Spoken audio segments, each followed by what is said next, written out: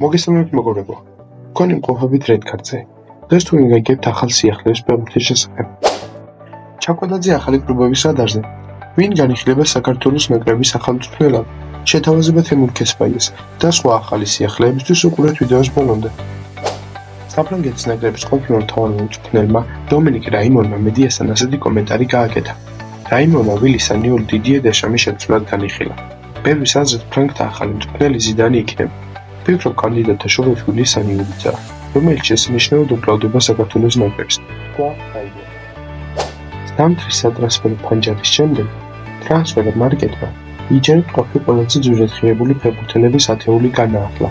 სიაში მეოთხე ადგილს საქართველოს ნაკრების კარის მცველი გიორგი მამარდაშვილი იკავებს.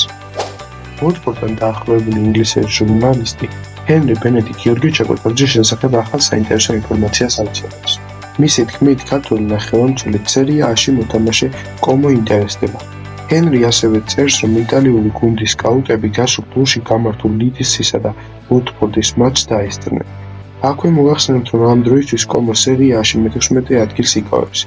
ვიხილავთ კი კიდევ ერთ ქართველ სერია A-ში?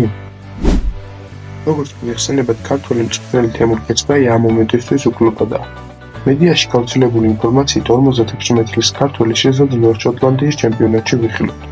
როგორც ირკვევა, კლუბ მოზერველის წარმომადგენლები ახალ მწვრთნელთან დაკავშირებით საბოლოო გადაწყვეტილებას სავარაუდოდ მომდევნო კვირაში მიიღებენ. დაბოლოს, თუ გსურთ რომ კიდევ მეტი გაიგოთ ფეხბურთის შესახებ, თოთ გამოიწეროთ არხი, გააქტიუროთ სარესპილაკი და დალაიქოთ ვიდეო. მადლობა.